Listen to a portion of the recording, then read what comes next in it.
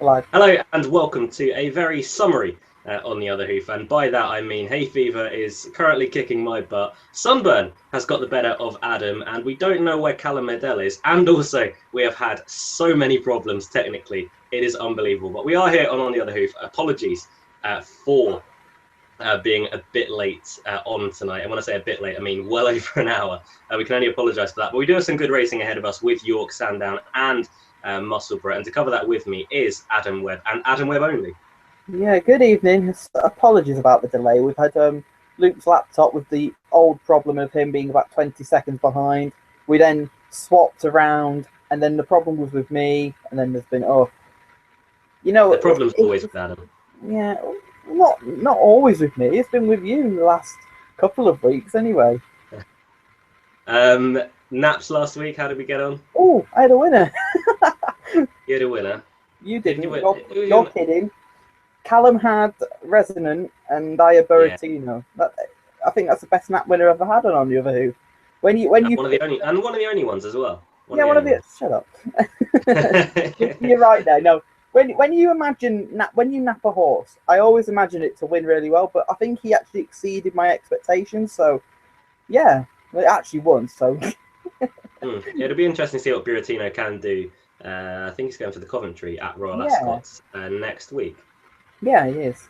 It'd be interesting to see how he gets on. I don't think he'll be good enough in a Coventry, and he's boosted the form of King of Rooks as well. But I think Mm. there's one that we're all very keen on in the Coventry next week. So I'm very much looking forward to seeing this horse back. I'll say back. Yeah, very much so. But we'll save Royal Ascot talk for next week. However, we would like to hear from you if you've got any Royal Ascot fancies for next week. Any questions regarding Royal Ascot as well will be greatly appreciated. We'll also answer any questions or fancies at the end of the show you have about tomorrow's racing, maybe even Sunday's racing as well, because it's very competitive action over the weekend. And of course, we do have the biggest meeting of all, the whole 5 days of Royal Ascot and next week that we are all immensely looking forward to here at On the Other Hoof. But the first race tomorrow will be at Sandown for the 1:45. It's the winner.co.uk handicap over a mile and 1 furlong. Won last year, as Adam rightly pointed out before the show, by Agent Murphy, who's gone on to much bigger and better things. Again, Adam, we've got two very nice types in here in the likes of Western Reserve and Mustaqim, who Mustaqim's bringing in the Wood Ditton form that's turning out to be quite a good race, and Western Reserve is bringing in two respectable efforts at Chelmsford, and both of these could be quite good horses.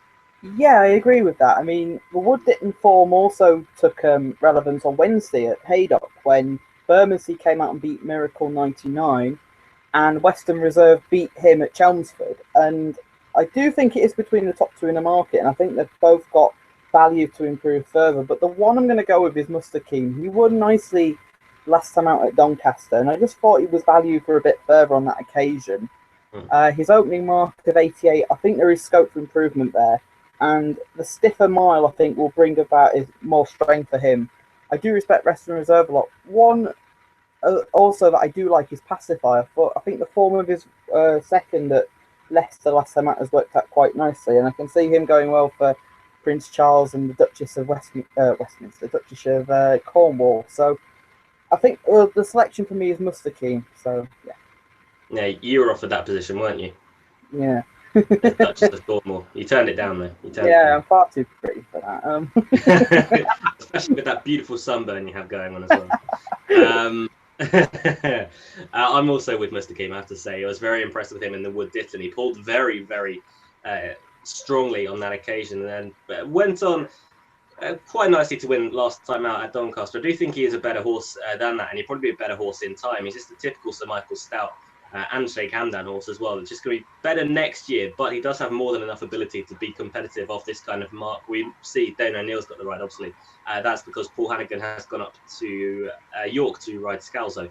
We'll be talking about a little bit later on in one of the feature races up there. I wanted to put one up each way as well in the form of Tom Hark for Richard Hannon and Richard Hughes, who had a good winner today with Black Cherry, thankfully, to my pleasure, we'll say. But Tom Hark just seems to be a horse that in time will be a much better horse. He's much like Mustaqim, probably not as classy as Mustaqim, you have to say that, but will improve for racing and ran better than I thought the Bear result gave away last time. And he's been off for 50 days, so has been given a little bit of a break. So Tom Hart could be one to keep an eye on at a bigger price, but I think Mustaqim will take quite a lot of beating here. As Adam says, though, full respect has to be shown to Western Reserve, just whether he can transform that all-weather form from Chelmsford on to the turf here at Sandown. But it should be a good race, and it should be a race that gives us plenty of form angles to go through in the future. We're going to take our first trip up to York, though, now for the 2 o'clock, the Queen Mother's Cup. It's a lady amateurs riders handicap over 1.5 miles, and it's one that we spoke a little bit about off air, Adam. Yeah. Pearl Castle won this last year and is back with Serena Brotherton on board, not Sarah Brotherton, as you said last year. Yeah. But again, it's another very competitive race, and it'll be good for the lady amateurs to advertise their claims. Yeah, I mean, I remember last year saying that this race is always shown on Channel 4. It seems like a tradition type thing, but I seem to remember it, probably wrong, but I seem to always remember it being on John Smith's Cup Day, but they've moved it back here, so, and I do like Pearl Castle again, but the thing I will say about this race, I know it may sound a bit stupid, but sometimes with these amateur races, it sometimes pays to be with the best amateur. Obviously, they need the ammunition underneath them, but Pearl Castle has the best rider in the race for me in Serena Brotherton, not Sarah, and was third last time out behind only for Awesome Foolsies. But you'd say there that if this was a normal handicap, you'd say that only Awesome Foolsies, I can't even say it, would be overpriced against him. But I think the angle is that Serena Brotherton's on, and also a word of warning about York tomorrow.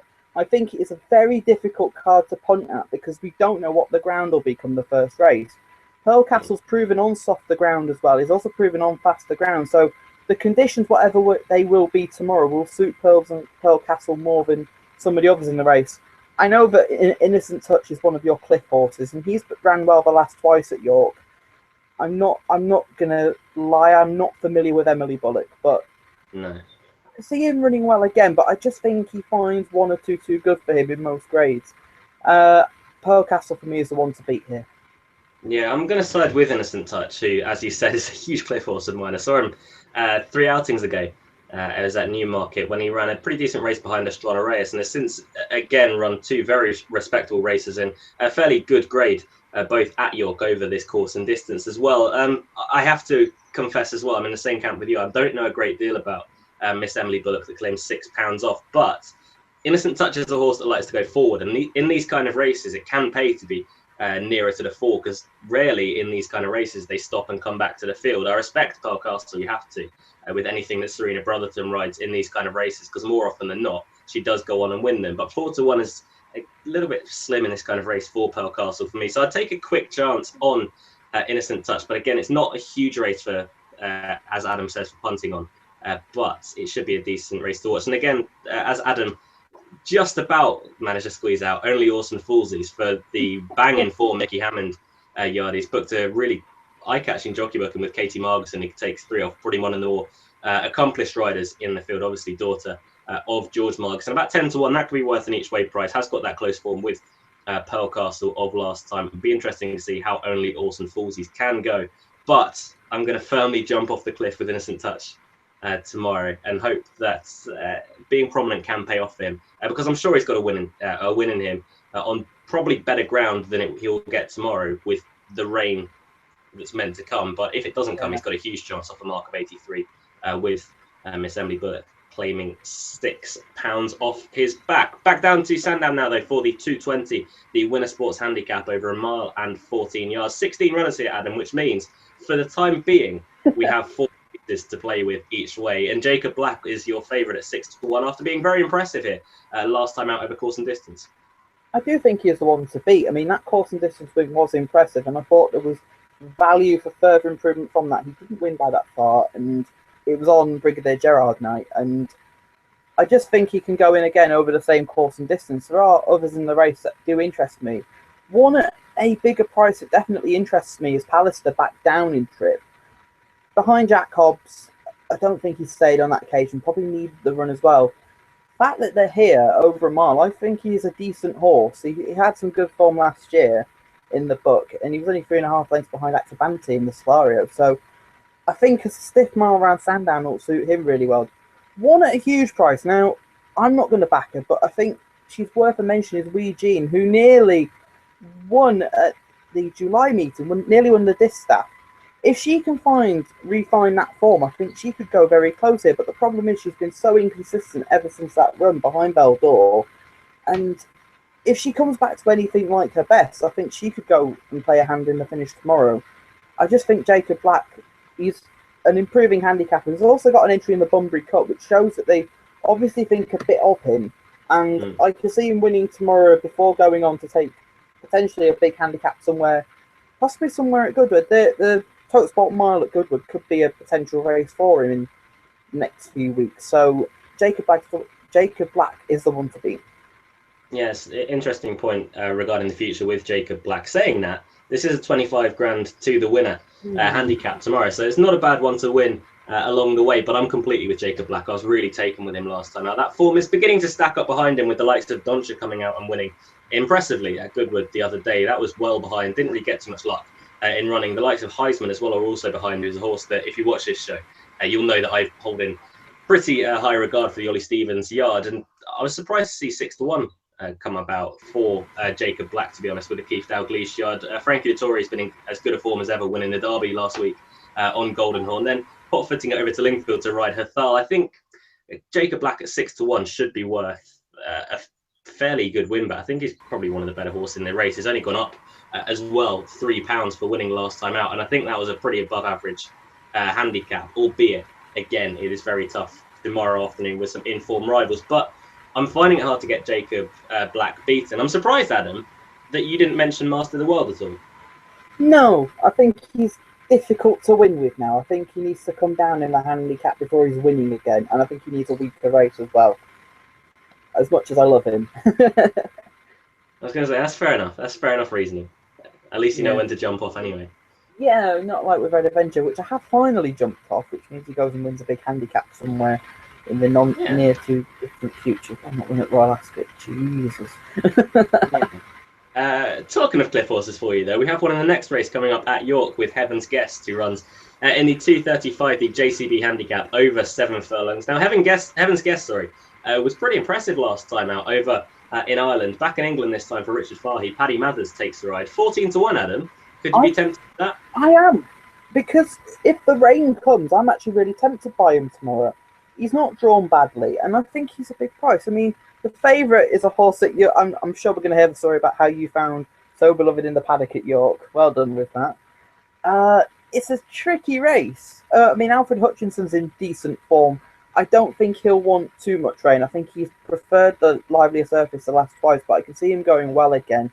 Gelotta, interestingly, did have an entry in the Hunt Cup. I think she's still got the entry, so I don't think she's going to do the double. He was a good second last time at Chester behind Loving Spirit, but I can see the two that I do like Gelotta, but I think the main fancy will be Heaven's Guest, because the rains are going to come, and with a bit of cut in the ground, I think he can go really well at that price. And off his mark of 105, I don't think that is beyond him, so I'm going to go with Heaven's Guest. Back on the cliff again. Yeah, I was going to say, it doesn't surprise me too much, that. It doesn't surprise me whatsoever that you're siding with Heaven's Guest. I'm going to take two in this race rather greedily. One of them is So Beloved, as Adam mentioned, is so impressive last time out. He looked absolutely fantastic in the parade ring beforehand. He didn't really get too much of a run either during the race. He got stopped about 3 times in his run and still won by about a length and a half going away, and really with the minimum of fuss. So I don't think a £7 rise is too much to stop him tomorrow afternoon. However, the rain, if that came, would be a slight worry for me regarding So Beloved. It wouldn't be a worry for Highland Kalori, though, who was expected to run quite a big race last time. He's been in decent enough form, but he completely missed the break last time out. If you watch him at the start, he jumped into the starting gates, which knocked him back before the race had even started. The gates opened, suddenly he's left 3 or 4 lengths behind, and for a horse that likes to be prominent, that is less than ideal over 7 furlongs at York, which it really did account for him before the race had really started in earnest. David Probert's riding for Andrew Balding. I think 20-1 could be quite a big price for Highland Kalori, who did run a lot better than that finishing place last time out suggests. But if So Beloved can improve on that performance last time from a £7 higher mark, I'm finding it very hard to get him beaten if he turns up here in the same kind of form. He's definitely a horse that I could be looking at potentially to be better than a handicapper in the future. He could also be a horse maybe for something like the International later on in the season if things don't go his way tomorrow. But he's definitely an exciting horse regarding in the handicap ranks. And now that he's with Dave O'Mara, but a very competitive handicap at York for the 235, we'll say. But we're back down to Sandown now for the 255. It's listed action with the winner, bet and watch Scurry Stakes, the listed race, as mentioned, over 5 furlongs and 6 yards. And now, Adam, this sees the return of a horse that I have had on my radar for 13 months since she made her debut and beat Matmu very, very impressively up at Carlisle. She's had a few problems since, obviously, because she's been off for 383 days. She was trying to be made into a Guineas filly. That didn't work. She's not a miler. She's got plenty of speed about her. And as we mentioned, she absolutely destroyed Matmu, who is a very good sprinter in his own right now. Was second in the Duke of York earlier on this season.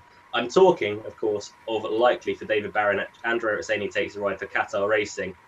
Surely she either bombs out tomorrow or she absolutely bolts up. That is the risk you're taking with the price.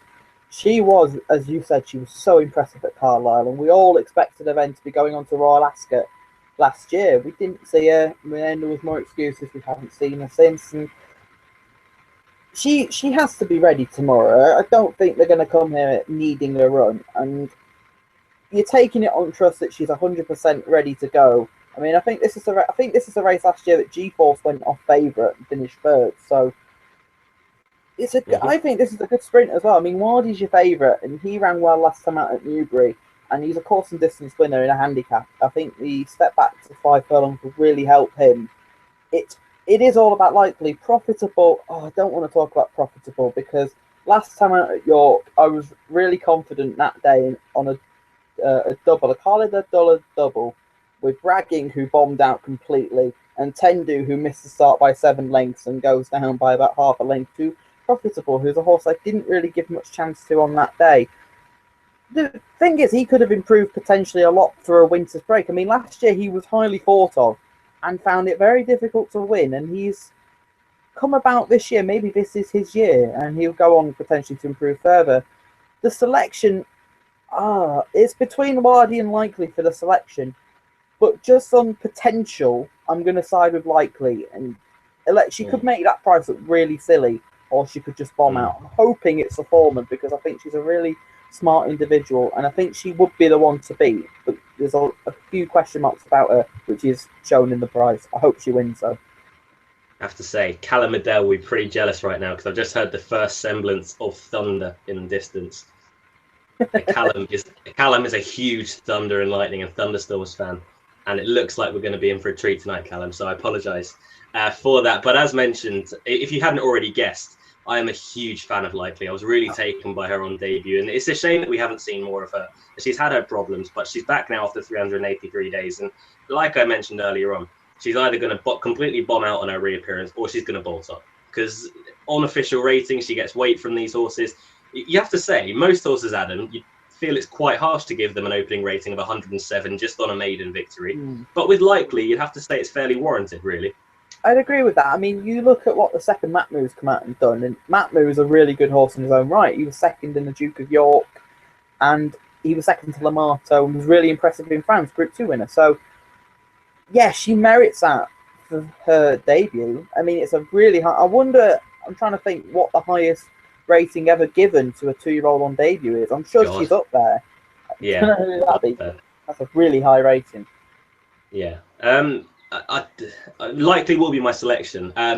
You are taking it a bit on trust that she is fit first time. I will be there tomorrow, so if you are a bit hesitant about backing Likely, I will more than likely, excuse the pun, tweet her or how she looks before the race. If you just want a bit of confirmation about that, and hopefully we'll get it right. But I can't see her being... She won't be 100%, but she won't come there needing the run completely.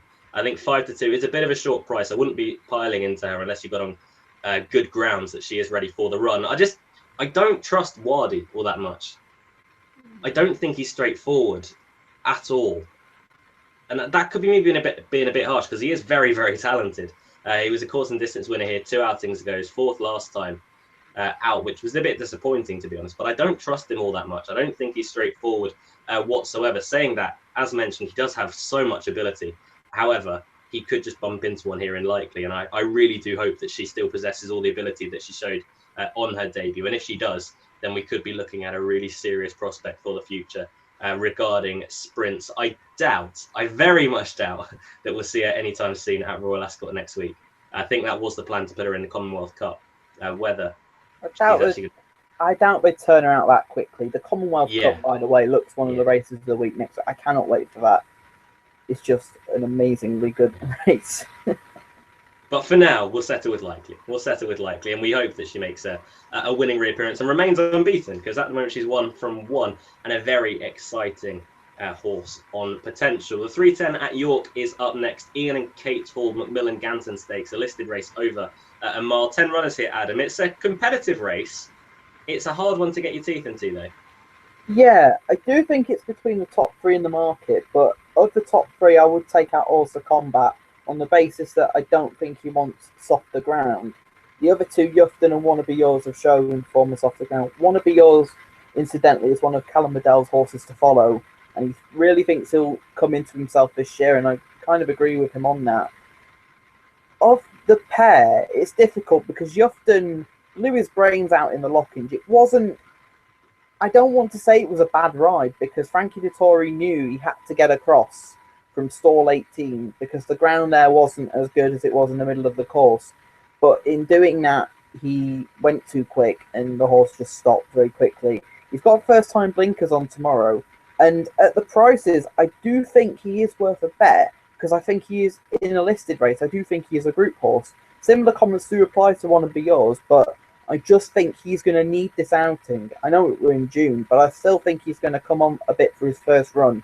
And at the prices, I've been more tempted by Yufton. If those are bigger prices, I think I'm about to join a cliff with Amel, because he's been running well of late with the blinkers on. And if 1 or 2 of the top 2 don't perform, he could be an each way bet at his price of 12 to 1. So I'm surprised he's not in the Hunt Cup, actually. If he still is, he won't be running there. But in a Hunt Cup, I think he would have been really interesting. So, Top Notch Tonto I will mention, because if he absolutely chucks it down tomorrow, he could be a big price as well. But you need a fair amount of rain to get into the ground, and judging from the weather forecast, it could. So he could run well. But I'm going to side with Yufton, because I think he's better than the listed horse. And I have slight doubts about Wanna Be Yours and whether he'll come on. Well, he will come on for the run, but I'd rather be with Yufton, who has had a run. And with the first time blinkers, I think he can make that experience count.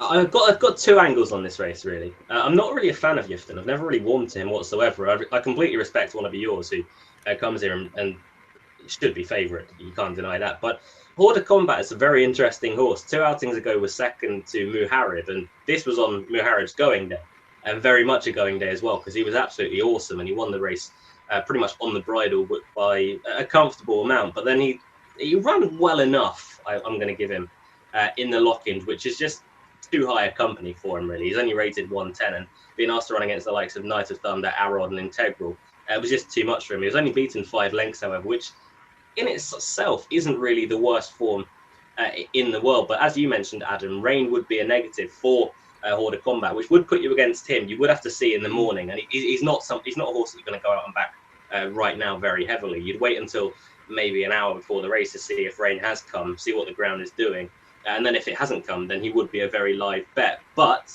if the rain does come, you probably have to scratch his chances. He might not even run here for the James Fanshawe Yard, and then Fireship would enter into calculations. He's very much a soft ground horse. I think he's won group races over in France as well. He's definitely won very high class races over in France, and last time out he bounced back to form on heavy ground over in Ireland in the Amethyst Stakes, which is a group 3, and he wasn't beaten far whatsoever. He was beaten in pretty much a photo finish, or a 3-way photo finish as well. That was over a mile. That's him returning back to form after a poor show in the Lincoln. But as mentioned, he's a soft ground horse. In the Lincoln, it was not a soft ground whatsoever. It was on the far side of good, really.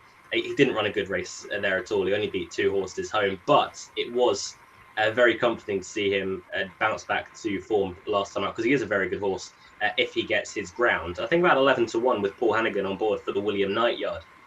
Fireship could be worth a bet, but again, I can't stress this enough, only if the rain does come regarding Fireship. If it doesn't come, then Horde of Combat would be the bet. But if the rain does come, then it would be Fireship. You do have to just monitor on the progress, of the rain over at York overnight and really tomorrow as well. Now, we've gone to Sandown, a southern course. We've gone to York, for me, a northern course. And now we're going very much north to Scotland for Musselburgh. And Musselburgh's feature race of the day, the 325, the William Hill Scottish Sprint Cup, a handicap over 5 furlongs. 17 runners here, Adam. And this race, for me anyway, very much revolves around Red Baron, with Neil Farley on board claiming £3. He's 9-2. He is favourite for the race, but his form is at a different level of these lately. I fully agree with you. I think he's a clear one to beat. I mean, you see some of his handicap form at York. I mean, he was behind Outdo, and for much of the race 2 weeks ago with Monsieur Joe, he looked the likely winner, and then Monsieur Joe came from the back. Monsieur Joe has since come out and run really well in the Epsom Dash last week, and I don't really see anything beating him, if I'm being honest. I know it's a handicap and it's a competitive one at that, but at the price, I think 92 is plenty fair enough for him. Of the rest, Barnet Fair I'm going to give a mention to. We both are a big fan of him. He was unlucky in the Dash last week, and the bookies have obviously seen that. I think he'll come to hand more as the year progresses. Maybe late July, August time, where he won at Goodwood last year. He was second in a handicap at Ascot. I can see him being more ready then. There's one at a big price I do like. He is back down at 5 furlongs again, and it's Seaver Sun, who I think I put up as a nap on one of these videos. I think I did. Yeah, a huge price, and he wasn't disgraced at York. I think it was on this video last year. And he's got some fair handicap form over 5 furlongs. I don't think 6 furlongs is his trip. Back down to 5. I think he's definitely worth a couple of quid each way. But it's a Red Baron all the way, and I wouldn't put you off Seaver Sun each way. It's a very stupid thing to say, because it's a 19-runner sprint handicap. But I think Red Baron is as close to a good thing as you'll get in one of these races. I really cannot see him being beaten tomorrow whatsoever. His form is on a completely different level to any of these lately. I think off 93, he's a much, much better horse than that. And for anyone that's going to Musselburgh, if anyone happens to be watching that will be present at the racecourse tomorrow, just wait for this horse to come into the parade ring, because he is an absolute monster of a horse. He's a really striking individual, and he will stand out an absolute mile in the parade ring. Neil Farley gets on very well with him. He claims £3 once more. And the thing that undid him last time was getting into a very early battle with Captain Dunn, who, again, Captain Dunn is a very, very fast horse in the early days, and that really set him back, and he had no kind of effort whatsoever for when Monsieur Joe came through, who is a horse that's in very good form after finishing second in the Epsom Dash last week. So that form's taken a big boost from Red Baron. I thought, again, it was a much, much better run than his placing of second suggests. In most handicaps, he would have won that. But he did bump into one too good. And at Musselburgh, a front-running track, I think it'll take a very good horse to catch Red Baron tomorrow. And it won't be the last time you'll hear about him on this video as well. We'll mention him a little bit later on too. Barnet Fair's another interesting one, who I've got in mind for the Stewards Cup later on in the year. I don't think he's a 5 furlong horse anymore. I think he's a 7-year-old now. He may have just lost a yard of pace, which wouldn't hold him in too good a stead here. But then, saying that, he did run a very good race in the Dash last week, when unlucky, as Adam rightly mentioned. He won the consolation race for the Stewards Cup last year. Whether he can get his handicap mark up enough to get in, because I don't think off 93 you'd get in yet. I think they'll probably go back to the consolation race again and win that again. If he does go for the consolation, I think he'll be a cracking bet in that. But Kieran Fox gets on well. You said that last year. 7-1 is a decent price about Barnet Fair, you have to say, because he was very eye-catching last time out. I'm just not 100% sure that he's a 5 furlong sprinter anymore. I think he does need 6 now at his old age of 7 years old. I completely agree with you, actually, Adam, regarding Stevenson. I think there are a few racecourse whispers going around for him. I think it was 2 outings ago over at York, and he disappointed, really. He didn't really run his race whatsoever when expected to go pretty well. He was quite strongly backed on that occasion too. The good ground would be well in his favour at Musselburgh, and I'd expect him to put up a good show. But as mentioned a bit earlier on, this race really does revolve around Red Baron, who looks as if he could just be a cut above these, especially off his handicap mark at the moment, with Neil Farley claiming £3. Now, I think this is the quickest we've ever done 8 races, Adam. We've got one more. Yeah, I know. Yeah, I know. We're moving on to it. Yeah, it is. Yeah, 35 minutes. Wow, this is quite quick. Never doubt your host. Never doubt your host. Well, you've forgotten things before, so. Yeah. You keep digging.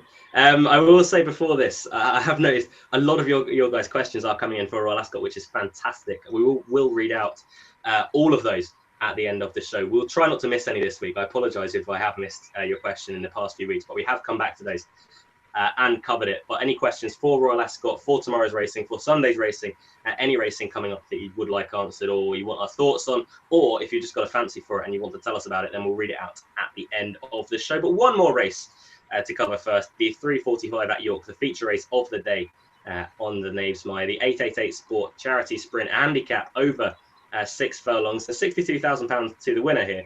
A very, very valuable handicap with 20 runners. And we got the likes of Scalzo, who was very, very impressive last time out at Haydock and went up accordingly £18, which to my memory is the most I can ever remember a horse going up in the handicap for one single run. Twilight Sun also comes here as well after winning a good race at Newmarket last time out. The rain would be a bit of a worry for Twilight Sun though, and his participation would be in doubt if the rain did come. But he is a full brother to Music Master as well, who is a very good sprinter in his own right. It looks to be between these two, Adam, albeit it is a very competitive handicap. Scalzo and Twilight Sun, though, they look as if they could be group horses. Yeah, the problem is, this time last week I said there's a potential nap that I've got for this week, and it's been Twilight Sun, and I am not going to nap him, and I'm not even going to put him up because there is one huge worry, and that is the weather. The rain gets into the ground, he won't run, and he needs fast ground. Off his handicap mark, he'd win this, I think, but he's not going to run, and that leaves Scalzo, who will be a much shorter price of 72 when he comes out. And Scalzo went up 18. I have an answer to your question. Jack Hobbs went up 24 for that handicap route at Sandown. But oddly enough, with Scalzo, every one of those pounds, I know he's gone up £18, but I think each one of those is merited because he looks a sprinter well on the up. He has entries at Royal Ascot. He did have entries at Royal Ascot. He had an entry for the Wokingham, but he was nowhere near getting in that. So they've come here. He is a sprinter that I think will excel as time goes on as well. He's by a Paco boy who improved as he got older. I think he is the clear one to beat. A couple of bigger prices. Muckmal finally got a win at Newmarket last time out. We've been waiting a while for him to come to hand again, and it's good to see him back. I think he may want lightning fast ground to be seen at his best, so I'm not completely convinced by him. I'm not going to mention Beacon. He was absolutely stuffed last time out. It was used for a better word, but he's got Gary Mayon on claiming 7, and it states it'll only run if the ground is what they want. So yeah, I wouldn't touch Beacon. I've gone off the cliff with him. One at a bigger price that I do quite like is Bond's Girl, who won the 2-year-old race at Doncaster, and she proved to be a very shrewd buy for her owners. She didn't cost very much, but she's been a money bank for them. She's been a fantastic filly, and at 33 she comes back in trip as well. I think the step back down in trip will really help her because I don't think she's been seen out 7 furlongs. I mean, she was 5th to a sailor in the Nell Gwyn, and I think 33 to 1 is a tad insulting for a horse that goes on any ground, and I think she could run a really big race. Scalzo is the clear one to beat on form and the clear one to beat with potential, but I think Bond's Girl is a bit of an insulting price at 33s. I wouldn't put the offer in a few quid each way. It's quite insulting, actually. No, I wouldn't disagree with that. I found the price insulting today about Black Cherry, and that went all right. So why not? Really? Why not? Ooh, you give me an idea. Oh God. I agree with you. Scalzo is the one to beat. Whether you'd want to back a horse that's gone up £18 for one run, you do have to take into account he was mightily impressive that day. He absolutely destroyed what looked to be a competitive-looking handicap, and he made it an absolute procession and a complete one-horse race from a very early stage. But whether you'd want to back him going up £18. Sheikh Hamdan has bought Scalzo, so we'll be running in different colours and with Paul Hannigan. And it's interesting that Fergus Sweeney will be on Henry Candy's horse, Twilight Sun, against Martin Mead and Scalzo, who he rode last time out. I just find the comments that Martin Mead made about Scalzo pretty interesting. He just said that we're taking another handicap, then go on to listed in group races, and not even considering the thought of loss. So Scalzo would be quite interesting on that front. But 7-2, I'm happy to let Scalzo win. And one that I thought could run well at more of a price is Explosive Lady at 14-1 for Carl Burke. Ben Curtis takes the ride. The ground would be no problem either way for Explosive Lady. And last time out, she ran a really good race in a listed race behind Bladawa, who the form hasn't really been frank because Bladawa ran awfully over in Ireland the other day. But that was a decent third in that race. That was her comeback as well. So she's entitled to improve for it. As I say, the ground is no problem whatsoever. She's got form on good to soft. She's got form on good to firm. So whether the rain comes or not, it won't hinder her chances whatsoever. And at 14-1, I can just see her going well. I think there's still a little bit of leeway off a mark of 95 with Explosive Lady. Now, Adam, that is the fastest we've ever gone through 8 races. Yeah. Well done. That's a world record for On the Other Hoof. And it's quite hard. It's quite hard for us to keep it down, but yeah, well done us. It's not overly a world record if we're the only ones trying it. True. Oh. We could beat our own world record. That's what I think. Oh, there's a thunder. Can you hear that? Yes, I can hear that. It actually interrupts. Adam will be. Yeah, Callum will be jealous. We'll try and avoid the thunder and the lightning and the rain that will probably follow. So apologies if you are getting that in the background of the sound. Last chance to get your questions in. At On the Other Hoof is our Twitter tag. You can send any question or fancy that you have about Royal Ascot or tomorrow's racing in, and we will answer them right now, starting with who else? Kai Wills always gets the first question in. Twilight Sun tomorrow. Is he a winner? On my way to Wales versus Belgium. Bale all the way. I don't actually know what the score is in that game between Wales versus Belgium. I haven't checked. Well, I did read an amusing story about Belgian fans who were on their way to Wales and have ended up in a village called Wales, which is about 5 miles from Sheffield. So they didn't exactly get to the game tonight. So that's a good story, nonetheless. Yeah, a really good story. Well, what we'll do, as proud Englishmen here, Kai, we'll cheer on Belgium. We'll hope they're doing all right. Twilight Sun. No. Twilight Sun, though, we said that if the rain comes, he probably won't run, will he? No, he won't. As I said, he was nap material for me. But because of the rain, I've been put off. If it doesn't rain now, he'll make me look really foolish. If it doesn't rain, I think he's the likely winner. But the problem is, with the amount of rain that's going to fall, he'll probably be pulled out, and I hope he is pulled out. So there'll be other days for him. You don't need rain to make you look like a fool, mate. KJ, the first of 1,000 questions from KJ this evening. Good evening, sir. With rain set to fall by the bucket load, will soft ground performance be an advantage at York tomorrow? At On the Other Hoof. Wales won 1-0, I've been told by Phil Dinsdale. Oh, brilliant. That's a shame. Well done, Kai. But it's hard to read into. Obviously, the rain's been forecast. It hasn't yet come. It's very hard to do the previews when we're expecting rain. We're not sure whether they'll come. So it's tricky. It is tricky. Sometimes you're right, sometimes you're wrong. It's very difficult to do York. It's the kind of day tomorrow that you're going to put your bets in the morning. It's the best time to do them because we know what the ground will be then. We know if any rain has come. We know if any rain is about to come, really, by cloud formations and stuff. But we won't get too technical here. on the other hoof regarding the weather at York tomorrow. Yeah, exactly. Well, I want to be a weatherman. Just don't predict a hurricane and you'll be all right. No? Yeah, earthquakes and everything. Max Banner says also he thinks that Twilight Sun is going to be a non-runner. Then we've got a conversation between Max and KJ, so we're gonna give him through that. Tom Neal has another question. Well, not question, 2 fancies for him tomorrow, and we disagree with both of them, Adam. Barnet Fair and Bassam, who's Far's full brother. He's going to put them in a double. # heard it here first. You better retweet that just in case they both win. I'll retweet it if they both win. No. Retweet it beforehand so then people, hey, you never know, people may want to put it on. Just with Barnet Fair, as I said earlier, I just think he'll be a horse in a month's time, 2 months' time. One of them races, at Ascot or at Goodwood. Over 6. There we go. There we go. Good luck with those bets, though, Tom. Hope they go well for you. Not too well, though, with Barnet Fair. Lee Armstrong, Boom the Groom for wedding reception tip. It's your wedding reception / party / get drunk for no reason at all tomorrow. So I hope you have a good time at that. Well, you gave Lee a winner last week. You gave him Golden Horn to celebrate. Yeah, I gave you Golden Horn. Exactly. Exactly. So I'm great.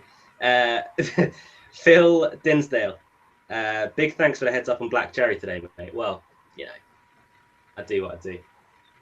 You know, I have to say, I really fancied Black Cherry.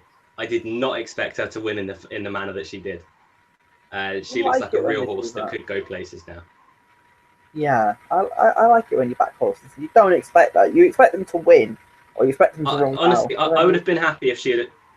I'd have been happy if she'd have got third and I'd got place money, but no, she absolutely sluiced up today. And Phil has also sent in a lucky 15 for tomorrow. Twin Appeal in the 2:35 at York. Hernando Torres in the 4:20 at York. Best Trip in the 5:30 at York, and then one at Sandown with Jacob Black in the 2:20. Best of luck with those selections, Phil. Tim McEwen in next, and a Royal Ascot question from Tim: how big of a threat is Finnegan to round 2 in the country? I think he's a really big threat. The only reason I think he's a really big threat is if you look at him, you'll be at Royal Ascot next week, Luke, and the thing with Finnegan, the thing with most of these Americans, they're going to already look like 3-year-olds compared to our 2-year-olds. Finnegan is absolutely massive, and he's going to, I think, compared to round 2, he's going to make round 2 look like a pony. And I think he's the biggest danger. I know you've got Logout Island in there as well, but I think that he is the biggest danger to round 2.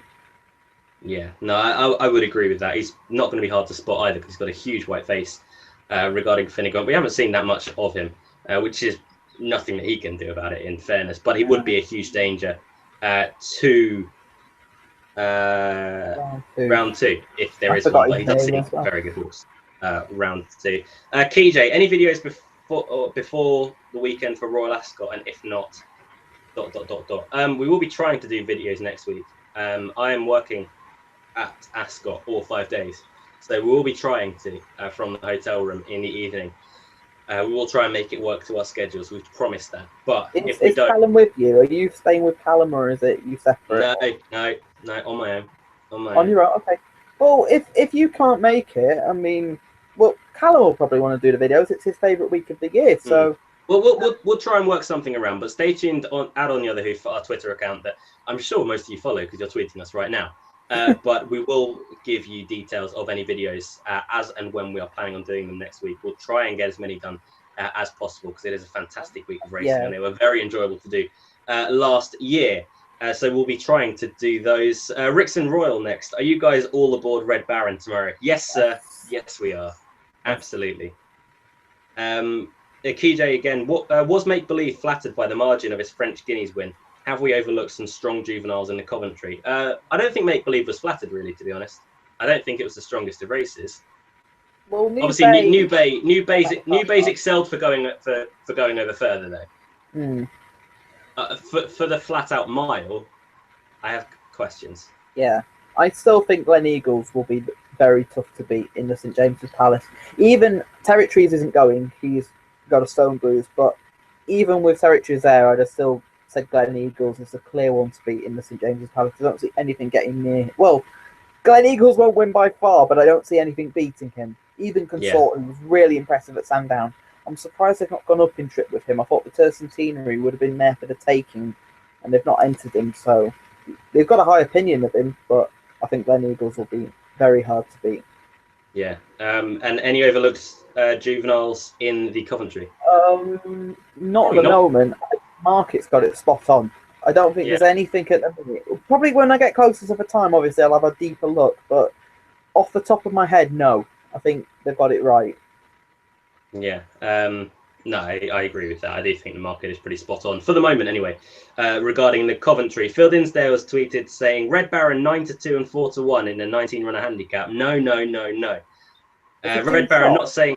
Then he said not saying he won't win, just way too short a price. Now, I do disagree with people that say that it's too short a price in this kind of race, because if the horse is good enough, and if you do think the horse is well handicapped enough, like obviously myself, you, and Callum also think that about Red Baron, then what's stopping you from backing it? We had this point with Musselburgh last year in the Portland. Yeah, I remember that. Yeah, he was about 4-1, 5-1 in a very competitive handicap, and you know he's turned out to be a Group 1 horse. If I'm not saying Red Baron is going to be a Group 1 horse by any stretch of the imagination, just that he's a much better horse than a mark of 93 would give him right now. So I wouldn't be put off by a price alone. If you think the horse is good enough and you back it, it's one of the worst feelings in racing to watch a horse that you wanted to back trot over the line a decisive winner, or a winner of any kind, after not backing him because you've been put off by the price. So I wouldn't be put off by the price alone on I actually had that with Red Baron. KJ again.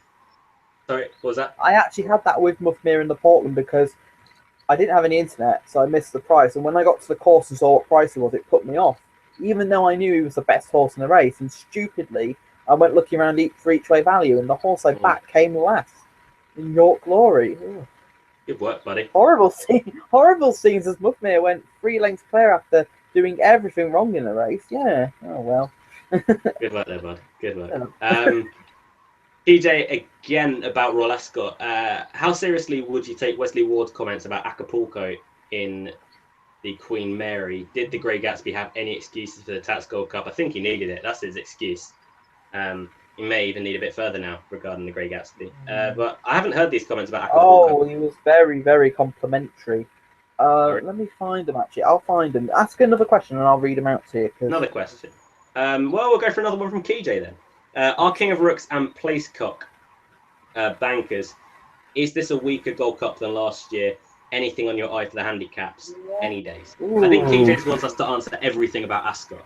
Hang on a minute, I'll find this quote. I'll give my thoughts. King of Rooks and Placecock, yeah, they probably are bankers. They've got very good chances anyway. I'd say King of Rooks has got a better chance than Placecock. Placecock's odds on. Yeah, Placecock does look a very, very good horse. I'm only saying that because I haven't had a proper look at the Ribblesdale just yet. When I do, I will have more of an opinion on Placecock, who does look to be a very exciting horse.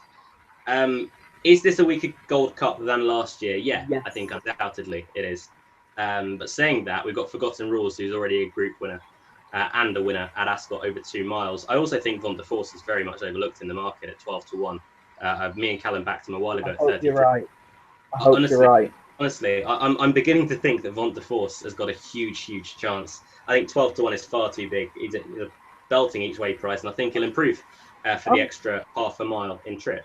I'm personally not convinced, but I hope he's right. There's a reason why I hope he's right. I'm happy that you're not convinced. And then anything on your eye for the handicaps? Yes. In the Wokingham, a horse that I said a long time ago, Gamesome finally gets to run. He started off in the Abonant earlier on in the season, and he ran a good race. He didn't go up or down in the handicap. He's up a mark of 100, which he finished a dead heat for 5th last time out, over 6 at Newmarket. Now, that was a race where nothing made ground from the back at all, except for him, and he met trouble about 3 times, and he was staying on under hands and heels from Andrea Saini. Now, as well, you have to put on top that Ollie Stevens really, really does rate this horse, that he's a much better horse than a handicapper. Of a mark of 100, he's about 20-1. He's just, I can't fathom why he's such a big price, to be honest. I was with Tom Stanley from RUK today, talking to him about it as well, and he's really keen on Gamesome also. And the way he was talking about it was as if that Gamesome had already won. So it's an interesting one with Gamesome. And also another one from Ollie Stevens' yard, Lightning Spear in the Hunt Cup, but that's only if Lightning Spear gets in. He's currently 41 on the list, so he needs a few to come out. But if he gets in, he'll go very close. I have a couple for the handicaps, but I agree with Luke, and I know KJ likes Gamesome as well, so that's one I agree with. There's one that's entered in the King George V, and I've gone on and on and on about it since the flat preview. Dissolution is entered. I'm so happy he's entered. He's not been entered in the Tercentenary, which was a little worry I had. he may still have his entry in the King Edward VII, but I think this race is the right race to go for. And on the first look I had, it didn't look the strongest of races. And off a mark of 90, I think it'd be really competitive. And I'm hoping Ryan Moore will take the ride. So I think he'll be difficult to beat. One or two others. I do like Capel Pap in the Britannia, another Sir Michael Stout horse. I don't think Ryan Moore will ride though, because Aidan O'Brien on the website I saw earlier, apparently they're going to run War Envoy in the Britannia, which is an interesting decision. The Hunt Cup, I did like Extremity, but I was giving some fears to Luke last night. But he didn't run very well at Nottingham, and he's still got to get in the race, a bit like Lightning Spear for Luke. There's some interesting ones for the handicaps anyway. There was one that I did like in the what was it? The Ascot Stakes. Trying to find it. Oh god, Pyromaniac. Yeah. Oh god. He has to get in first. Leave that. I think he'll get the trip. Yeah. We've got a tweet in from our favourite goat in Jermaine. Just saying, don't worry, I'm here now. That's quite scary. Thanks for letting your whereabouts, Jermaine. And we're glad that you can tune in as well. Is he hiding behind the curtains by any chance? He doesn't like the curtains. Why'd you say that? He's going to bully my curtains now. No. Oh yeah, the quote you wanted for Acapulco, I'll read it out to you. Oh yeah. She didn't like the Churchill surface because he thought she was a good thing on the first time out. And he worked her on turf at Keeneland a week later, and his jaw dropped. And this is the quote: "My far and away the best work I ever had of any horse I had trained on grass. It was a sight to see. A couple of the Coolmore boys were out to watch the work themselves. It was a phenomenal work." That doesn't make sense. Phenomenal piece of work we'll go with. "Since then, all her works have been light out. If she was anything like she is breezed, there's no way anything I ever had would beat her." And that, yeah, it's a statement in itself. And he also said about Bruised Orange, who is the horse that's also going to run in the Queen Mary, if Acapulco, for some reason, runs a dismal race, this filly will be there to do it. So I think he's expecting a 1-2 in the Queen Mary. But we do have some strong fillies for that, so it'll be a very interesting race. It's a tough race for the Queen Mary this year. But with more pressing matters, Phil Dinsdale tweeted us saying, agreeing with me with Explosive Lady of the 345 at York. Go on the ground with a bit of cut, that won't be any problem for Phil. No matter what, I think she'll go on the ground. So good luck with that. Killian Doherty has asked us what horses we are looking forward to for the handicaps of Royal Ascot. So we've just given a few of those. We will hopefully be giving a few more next week, though. Waiting for the Wolferton and the Duke of Edinburgh, because their handicaps I do like. It's a shame that the Corsican won't get in the Wolferton, because the rules are, I think it's a listed handicap. It should be open to any handicap mark. But for a listed handicap, it's a 0 to 110. And he's now rated 111, and I think he's going to go for the Prince of Wales, where he'll run well, but I don't think he'll be good enough yet. He's a group horse, but he's not. I don't think he'll be good enough. If he wins that, I'll be mortified. In a good way and a bad way. Yeah. KJ again, about, surprise, Royal Ascot. Did the top three have it between them in the coronation? Eagle Top overpriced in the Hardwick, and same for One Gina. Eagle Top is overpriced in the Hardwick. I think he'll improve past Telescope. I think he's one of the best bets of the week. I think it's about 6 to 1 Eagle Top over a mile and a half. I think that's going to suit him down to the ground.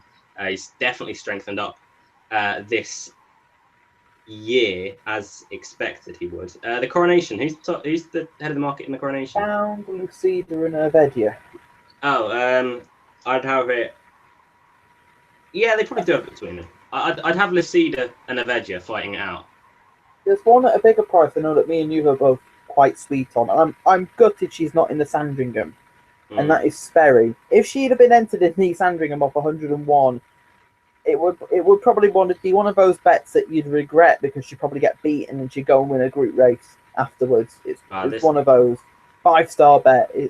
I thought she was a good thing in that, but she didn't get an entry. So Sperry is a huge horse. She's an absolute beast. Whether she's got as much raw ability as the likes of Lucida, Found, and Hervedia, that remains to be seen. But yeah, they do look to have it between them at the head of the market. Excuse me. Tim McEwen has got in touch saying, "How do you rate Lamato's chance in the Commonwealth Cup? Is he still the machine that we all thought he was?" Yeah, you can't knock a horse down completely just for one bad run. He was never ground at all. He didn't handle it whatsoever. I think he could just be a horse that needs lightning fast ground. And I hate to say it, he could be a horse that would need to go out to Hong Kong. I think he could be an absolute machine out there. He's a very, very, very good horse here.